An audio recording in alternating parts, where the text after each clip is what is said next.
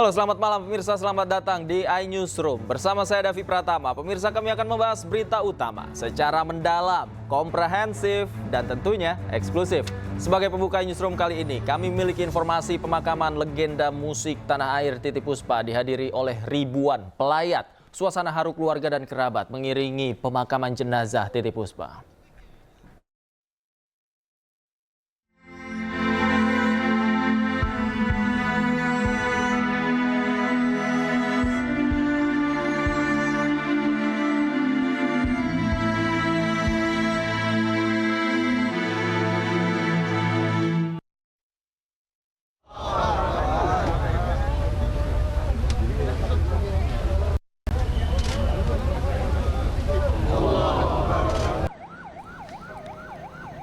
Kedatangan jenazah Titiek Puspa disambut ribuan pelayat yang telah memenuhi TPU Tanah Kusir sejak Jumat siang.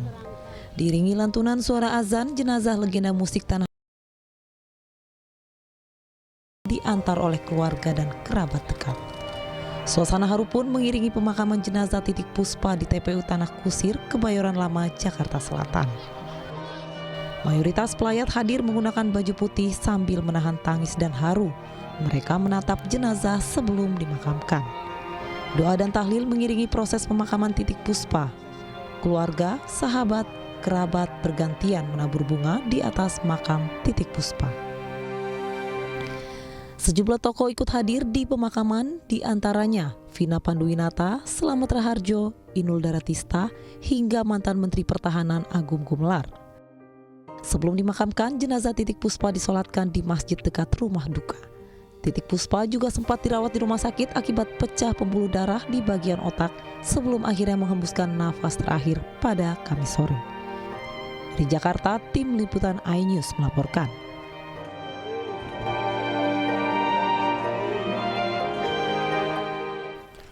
Usai dimakamkan, warga memadati lokasi pemakaman jenazah penyanyi senior Titiek Puspa di TPU Tanah Kusir, Jakarta Selatan.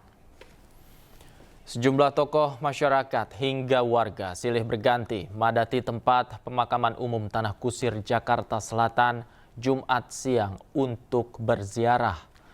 Banyaknya warga yang datang berziarah membuat lalu lintas kendaraan di depan TPU Tanah Kusir macet. Warga banyak yang mengenal Titiek Puspa sebagai artis yang berkontribusi signifikan bagi perkembangan industri hiburan tanah air dan mereka merasa kehilangan sosoknya.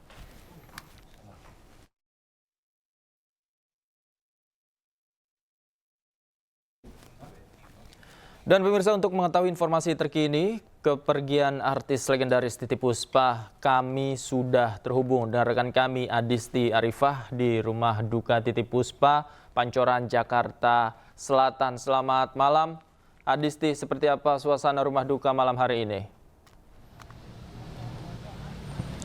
Iya, baik Davi dan juga pemirsa, selamat malam. Untuk situasi di Wisma Puspa atau rumah duka almarhumah Eyang Titiek Puspa malam hari ini terpantau sepi dan cukup lengang. Namun untuk suasana haru ini masih menyelimuti di rumah duka ini. Dan terkait rangkaian atau acara selanjutnya yang akan digelar pasca tadi Eyang Titiek Puspa sudah dimakamkan siang tadi pukul 13 waktu Indonesia Barat di tempat pemakaman umum Tanah Kusir, Jakarta. Malam hari ini tadi sudah dikonfirmasi oleh pihak keluarga akan ada pengajian atau tahlilan.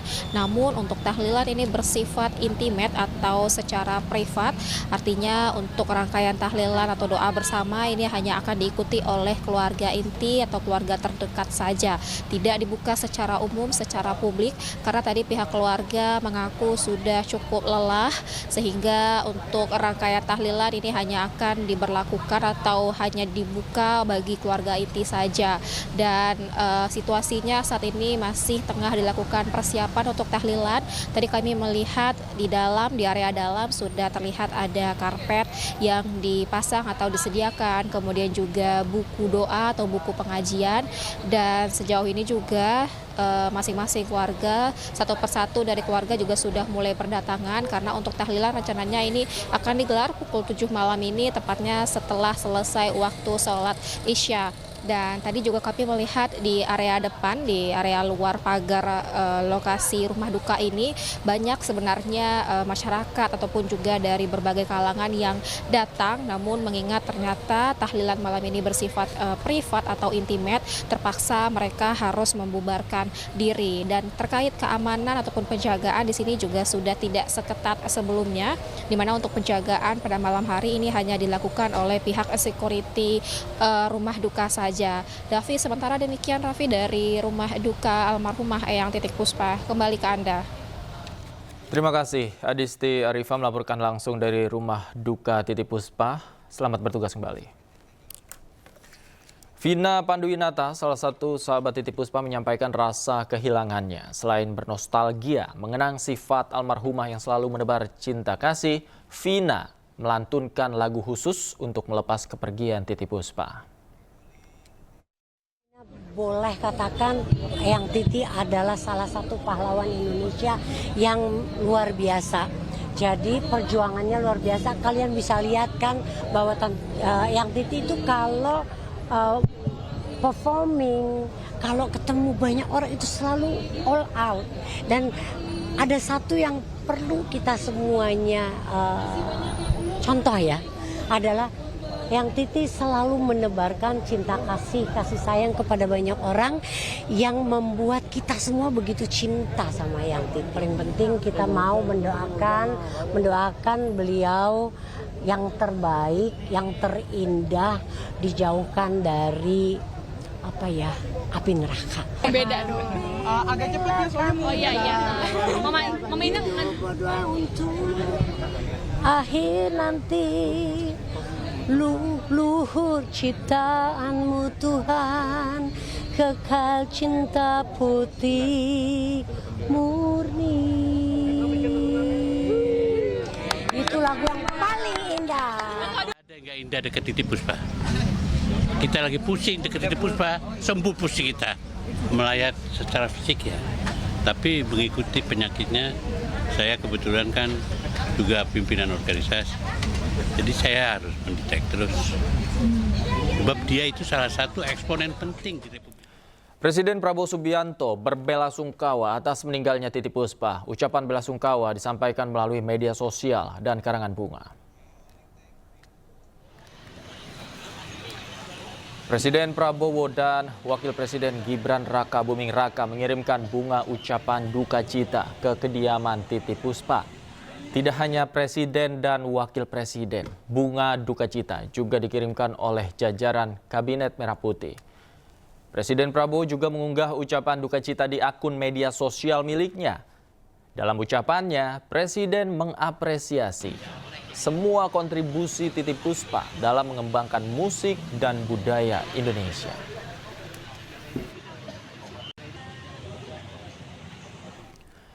Wakil Presiden Republik Indonesia Gibran Raka Buming Raka juga melayat Titik Puspa. Gibran langsung datang ke Masjid An-Nur tempat jenazah akan disolatkan. Gibran tiba di Masjid An-Nur sekitar jam setengah 12 siang. Gibran langsung melaksanakan sholat Jumat diikuti oleh salat jenazah.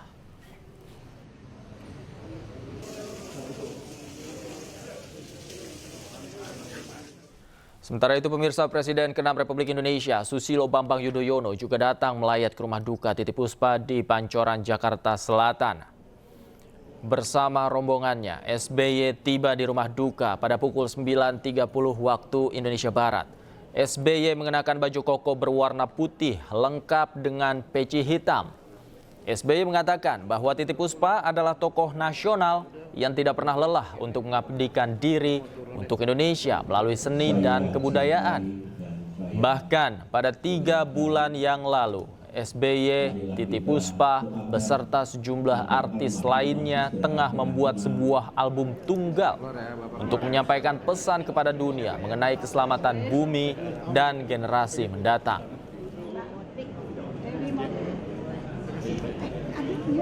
Kehilangan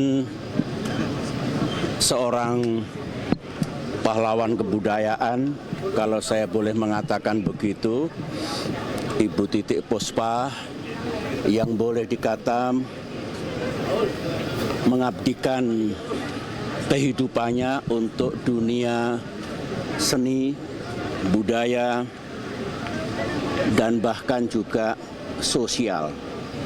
Ini boleh dikata seorang maestro, seorang musisi, seorang seniman lintas generasi dari masa ke masa, mulai dari era Presiden Soekarno, Presiden Soeharto, Presiden Habibie, Presiden Abdurrahman Wahid, Presiden Megawati, sewaktu saya Presiden Jokowi dan Presiden Prabowo.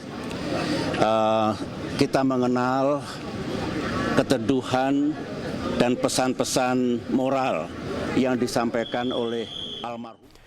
Pemirsa, Titiek Puspa merupakan seorang legenda musik Indonesia. Selama hidup, ia telah melahirkan berbagai karya lagu dan film, juga berpengaruh besar terhadap perkembangan musik Indonesia.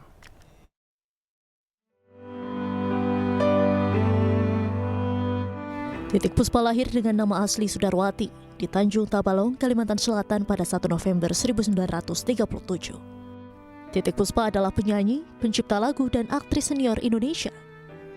Karirnya di dunia hiburan dimulai pada tahun 1954 ketika ia mengikuti ajang pemilihan bintang radio dan meraih juara. Sejak saat itu ia aktif sebagai penyanyi dan dikenal dengan suaranya yang khas. Pada era 1960-an, Titiek Puspa pun menjadi penyanyi wanita populer di Indonesia. Ia juga menciptakan sederet lagu hits, diantaranya adalah Kupu-Kupu Malam, Bing, dan Apanya Dong. Selain sukses di dunia musik, Titiek Puspa juga sukses di dunia seni peran dengan membintangi sejumlah film seperti Carminem, In a Plain Sexy, dan Apanya Dong. Titiek Puspa juga dikenal dengan kepeduliannya terhadap dunia anak-anak. Dibuktikan dengan ia menciptakan lagu Menabung, Aku Suka Musik, Apanya Dong, dan Marilah Kemari bersama Saskia dan Giovanni. Pada tahun 1997, Titiek Puspa mendapatkan penghargaan Anugerah Tanda Satya Lencana Wirakarya dari Presiden Soeharto yang menjadi bukti nyata atas jasa dan dedikasinya dalam memajukan dunia seni budaya di Indonesia. Atas dedikasi dan karyanya di dunia seni musik, Titiek Puspa juga mendapatkan penghargaan Lifetime Achievement Award Anugerah Musik Indonesia 2016 dan penghargaan dedikasi untuk musik Indonesia Anugerah Musik Indonesia 2021. Selamat jalan, Titiek Puspa.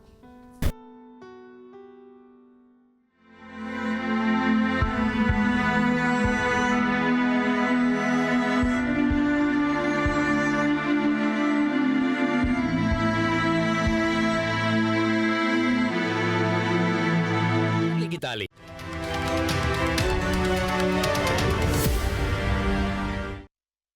Ini satu bentuk koreksi besar untuk rumah sakit, saya tekankan di sini.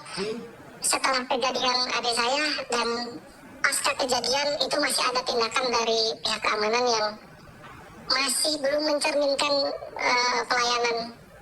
Ya, terlepas ini oknum atau apa, saya minta ditindak lanjuti. Jangan sampai orang lain merasakan hal seperti ini. Orang lagi keadaan berkabung, ayah kita juga waktu itu sedang dirawat dan akhirnya sekarang sudah meninggal.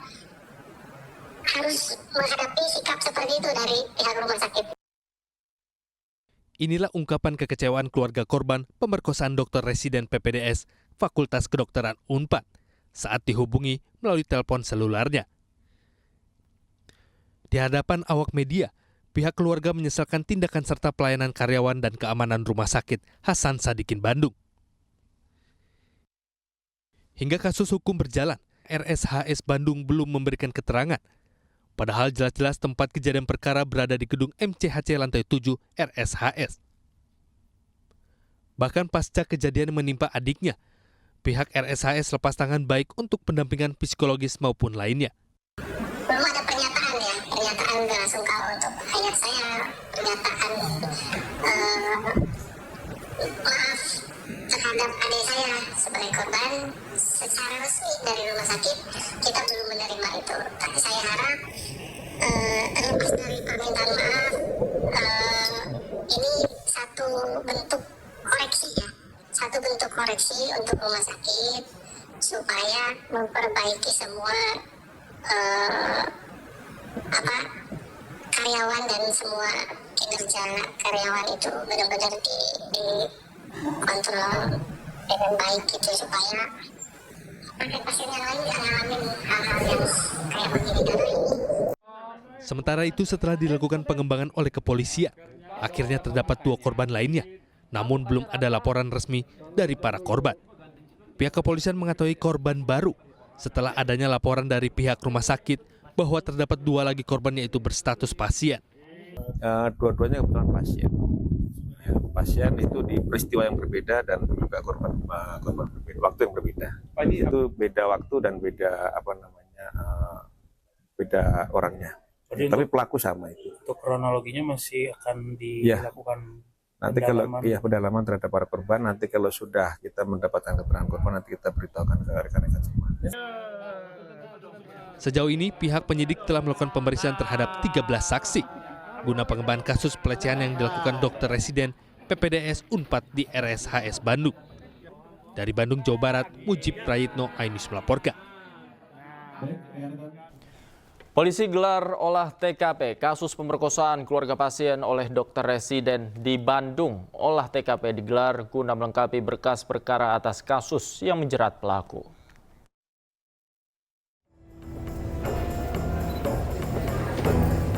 Tim Dirkrimum dan tim Dokes Polda Jabar serta Karolab Dokes Mabes Polri, Brigjen Sumi Hasri Purwanti, mendatangi Gedung Pusat Pelayanan Ibu dan Anak Terpadu Rumah Sakit Hasan Sadikin Bandung pada Jumat petang. Kedatangan mereka untuk menggelar olah TKP terkait kasus pelecehan yang dilakukan dokter residen PPDS Fakultas Kedokteran Unpad, Priguna Anugrah Pratama. Rombongan langsung bergerak menuju gedung MCHC lantai 7, tempat pelaku melakukan tindakan pemerkosaan kepada korbannya dengan cara dibius. Sayangnya proses olah TKP berlangsung tertutup dan awak media tidak diperkenankan masuk untuk mengikuti olah TKP. Dari Bandung, Jawa Barat, Billy Maulana Vinkran, iNews melaporkan.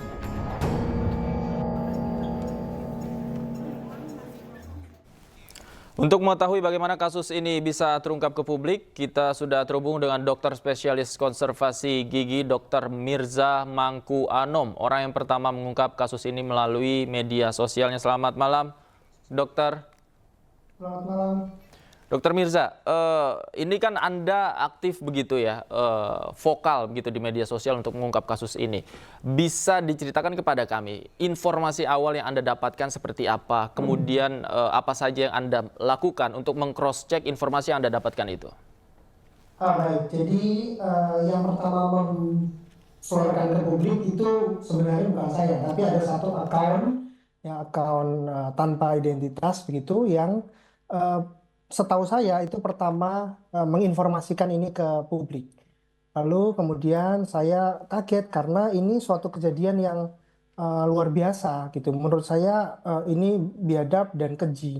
Lalu kemudian saya ikut membantu untuk reposting tentu dengan izin gitu. Lalu terus kemudian pihak keluarga korban yaitu ada 2 keluarga korban menghubungi saya dan berterima kasih menceritakan kepada saya bahwa seperti yang tadi di tayangan itu mereka memiliki kekecewaan dan juga meminta bantuan untuk ini bisa diselesaikan atau diusut dengan baik oleh pihak kepolisian, rumah sakit ataupun dari pihak kampus. Baik, kemudian informasi yang Anda dapatkan ini sumbernya dari mana saja, dokter? Banyak sekali karena saya sudah lama di akun sosial media saya di Instagram itu banyak yang menceritakan kejadian-kejadian yang mereka alami, terutama pada kasus ini.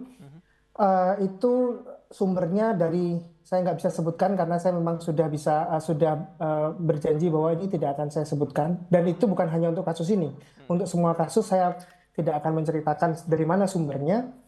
Saya mendapatkan itu dan saya yakin bahwa ini dari sumber yang bisa saya percaya. Kemudian ya saya jelaskan ke publik atau saya informasikan ke publik melalui sosial media. Lalu disambut oleh banyak sekali teman-teman dokter, bahkan yang sudah dokter spesialis atau mungkin dokter yang saat ini sedang menempuh pendidikan spesialis itu menceritakan hal-hal yang serupa kepada saya. Tentu saya minta untuk apakah ini, saya selalu tanya, apakah ini fakta, apakah ini nyata. Ada sebagian besar yang mengirimkan buktinya berupa capture chat dan lain sebagainya gitu. Bukti-bukti yang Anda dapatkan selain capture chat apalagi, dokter? Dan ini kan melalui capture, kemudian bukti yang dilampirkan oleh kolega Anda mungkin ya, oleh narasumber Anda, ini menjelaskan fakta-fakta. Nah, fakta-fakta apa saja yang Anda dapatkan? Terkait kasus ini, kalau terkait kasus ini memang saya tidak mendapatkan sumber yang menurut saya valid, ya, yang menurut saya valid itu kecuali dari keluarga korban, karena itu yang bersinggungan langsung atau yang mengalami langsung. Tapi ini untuk kasus-kasus lain banyak kejadian-kejadian yang serupa di luar kasus ini tentunya, tapi serupa, mirip-mirip seperti ini. Banyak seperti pelecehan seksual, terus kasus bullying, terus kasus pemerasan. Tentu ini tanpa diketahui oleh pihak kampus atau pihak rumah sakit atau dosen, karena memang ini terjadi tanda kutip di bawah tangan, begitu. Oke, Anda sempat berkomunikasi dengan keluarga korban? Iya, melalui chat di sosial media. Apa saja yang diceritakan? Mereka menceritakan bahwa mereka mengirimkan kepada saya bukti video, ya, bukti video bahwa pelaku masih berjalan di lorong rumah sakit pada tanggal 18 begitu. Terus juga mengirimkan kepada saya chat bahwa apa harapan mereka seperti apa.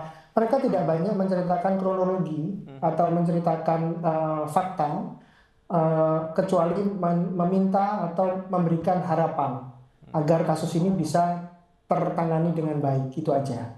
Oke, dan tentunya keluarga berharap sekali bahwa pelaku ini bisa mendapatkan sanksi dari rumah sakit begitu ya. Nah, kemudian dari informasi yang Anda dapatkan ini, apa tindak lanjut yang Anda lakukan, dokter? Ketika itu tentu Anda mendapatkan fakta yang sangat mengejutkan bahwa dokter tersebut atau pelaku ternyata masih berpraktek setelah kejadian itu.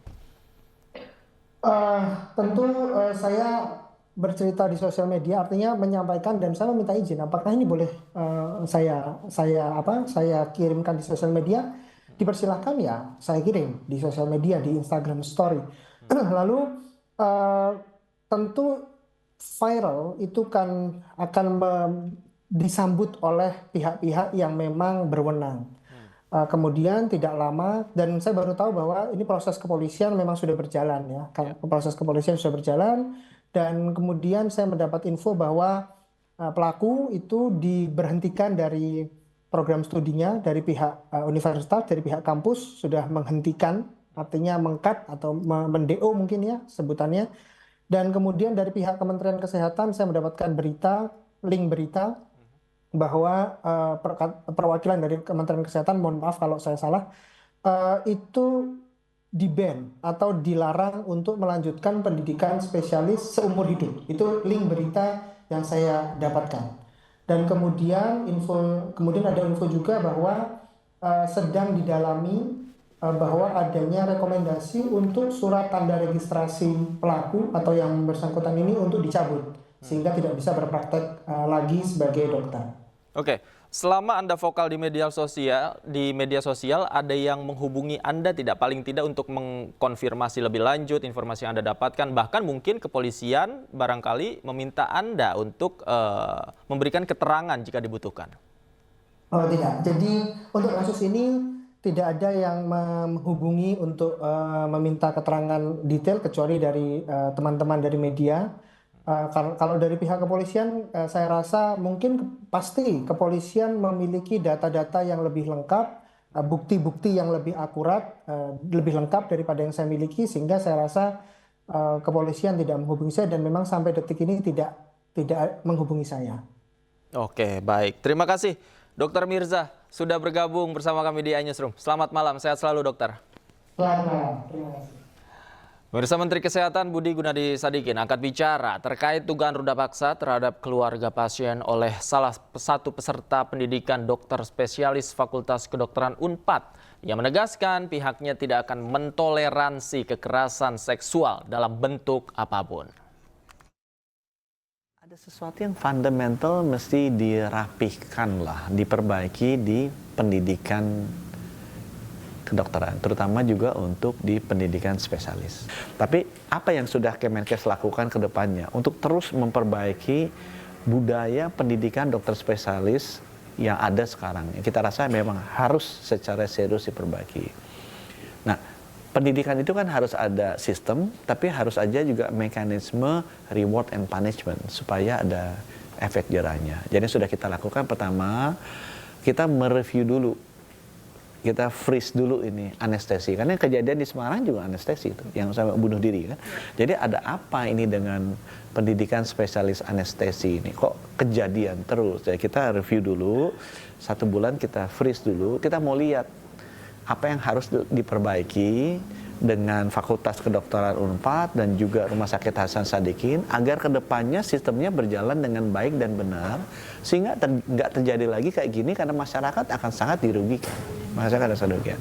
Jadi kita akan freeze dulu ini 1 bulan sambil kita melihat kita mau memperbaiki apa. Yang kedua, emang ini harus ada efek jerah. Jadi sama seperti yang sampai bunuh diri di Universitas Diponegoro di Semarang, ini juga harus ada efek jerah bagi pelakunya.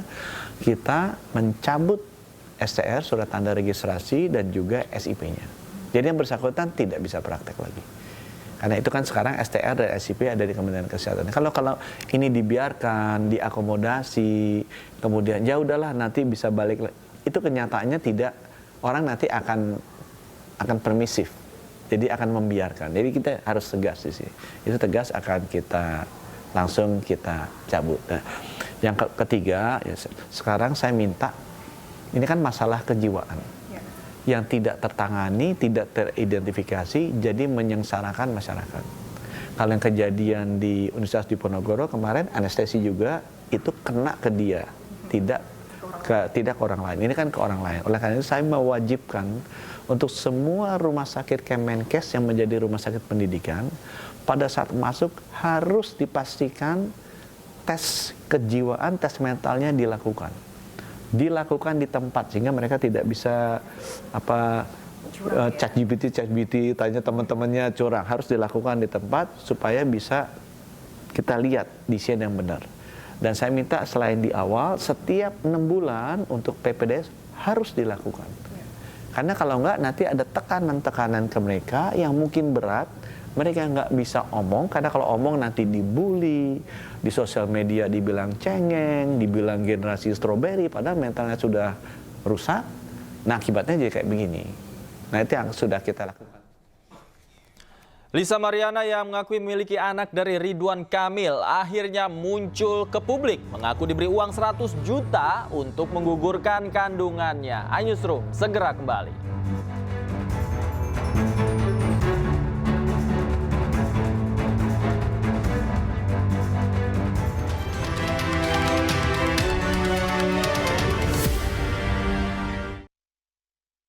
Itali.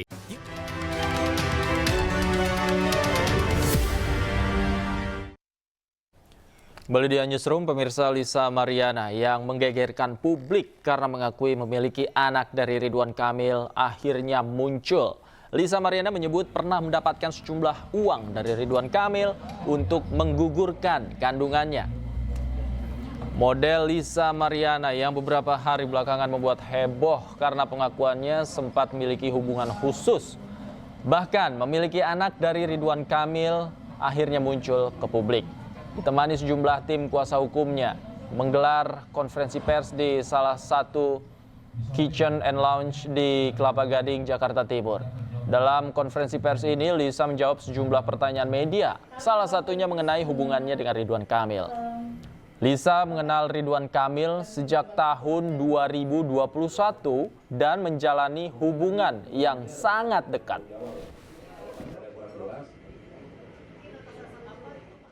Kronologis kenal sama Pak RK itu saya dikenalkan oleh AA. Ya, dikenalkan oleh AA, berlanjut ke medsos dan Pak RK sendiri yang men-DM saya di Instagram. Kejadiannya tahun berapa? Awal 2021 di bulan Mei. Ini saya bercerita dulu biar kita dengerin, nanti baru kita tanya. Dari bulan Mei. Dari bulan Mei lanjut ke bulan Juni saya ke Palembang diundang sama Pak RK, ya itu hubungannya udah pacaran ya gitu saat itu di Palembang tepatnya gitu.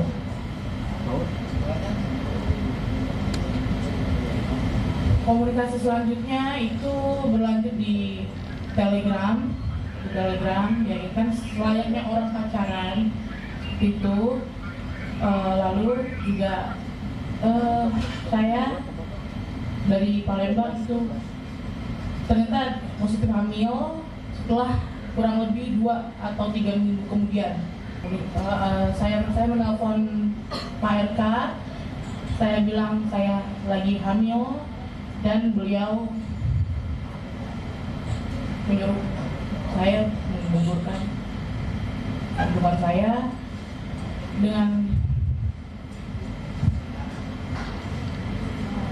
alasan saya harus melanjutkan pendidikan saya, karena kala itu saya masih umur 21 tahun.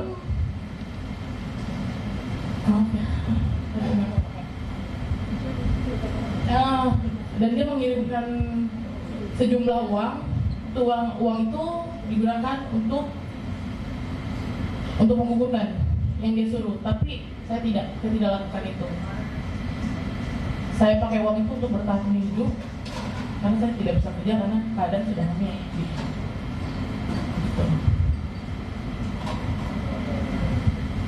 Ada buktinya nggak sih waktu Pak RK nyuruh gugurin gitu, maksudnya via apa gitu? Via Telegram, sudah tidak ada. Dan itu by phone. Iya, saya punya hubungan pacaran sama bapak. Begitu intens, masih intens, dia ngejauh ini karena saya bilang hamil gitu. Dan dia bilang saya sudah tidak pakai Telegram lagi karena ketahuan istri. 100% yakin. Karena bapak itu sangat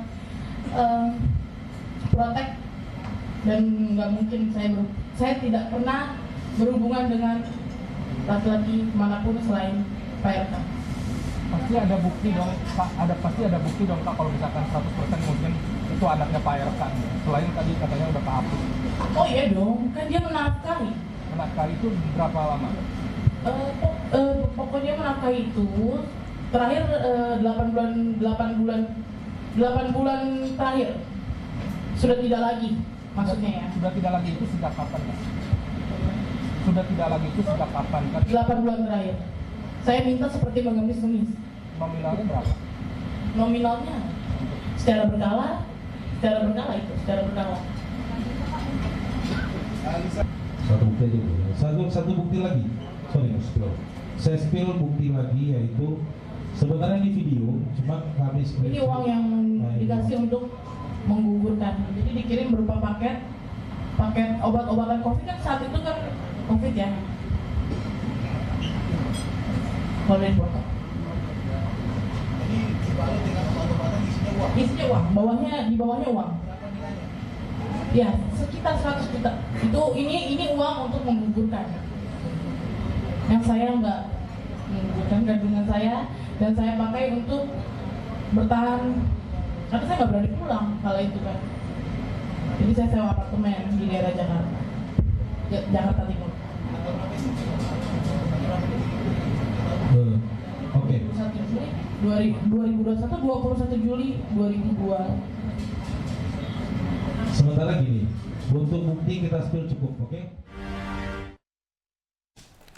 Kembali di Newsroom, pemirsa, Presiden Prabowo Subianto menyampaikan pidato kenegaraan di Parlemen Turki. Dalam pidato tersebut, Prabowo merasa grogi lantaran pertama kali pidato di depan Parlemen luar Indonesia.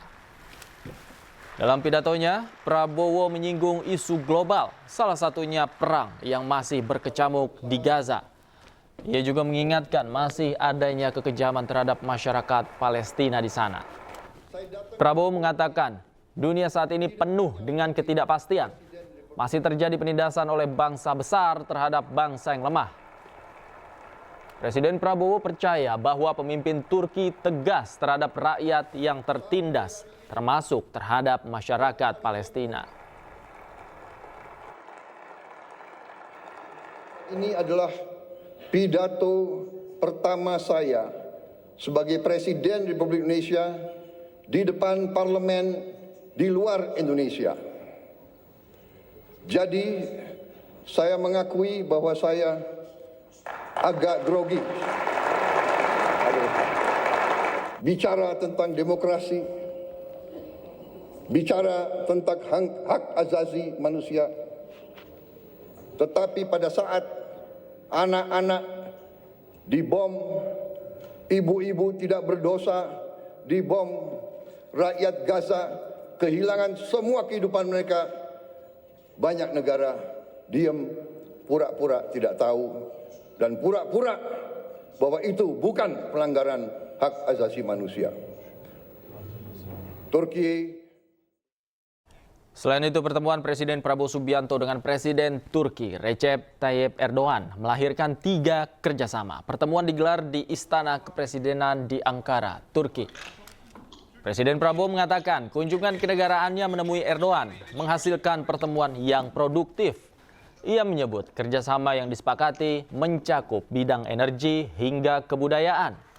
Prabowo Erdogan juga sempat berbincang mengenai permasalahan geopolitik dunia. Kedua kepala negara sepakat menjaga stabilitas dan perdamaian dunia. Salah satu yang disoroti Turki dan Indonesia adalah upaya dalam memperjuangkan kemerdekaan Palestina. Saya menyampaikan terima kasih atas kami harus menjadi kekuatan positif. Terkait rencana Presiden Prabowo Subianto mengevakuasi warga Gaza ke Indonesia, Menteri Luar Negeri Republik Indonesia Sugiono menegaskan upaya ini tidak ada maksud untuk memindahkan warga Gaza dari tanah air mereka. Sugiono menjelaskan mengubah demokrasi Gaza merupakan pelanggaran hukum internasional.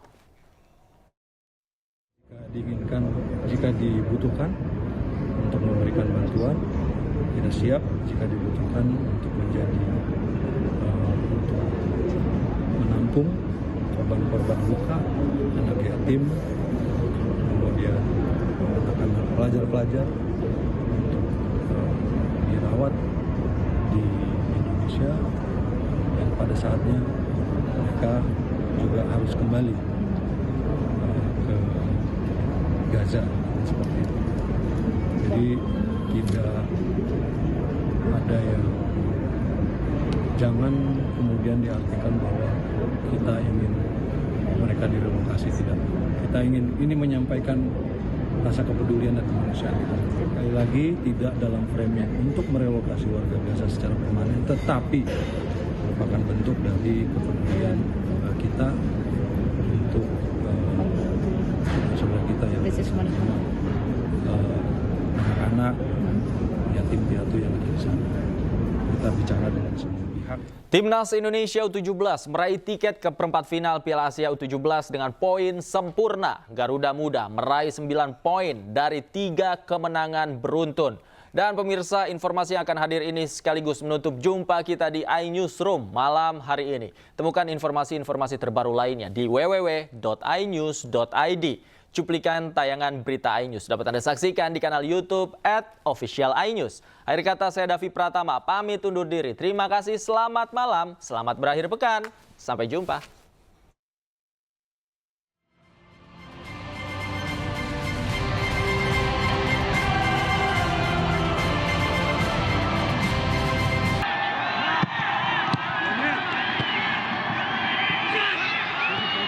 Timnas Indonesia memastikan langkah ke perempat final Piala Asia U17 sebagai juara grup C.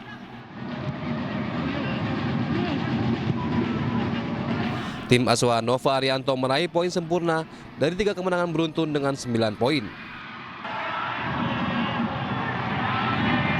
Kemenangan pertama Timnas Indonesia didapat di laga perdana fase grup melawan Korea Selatan.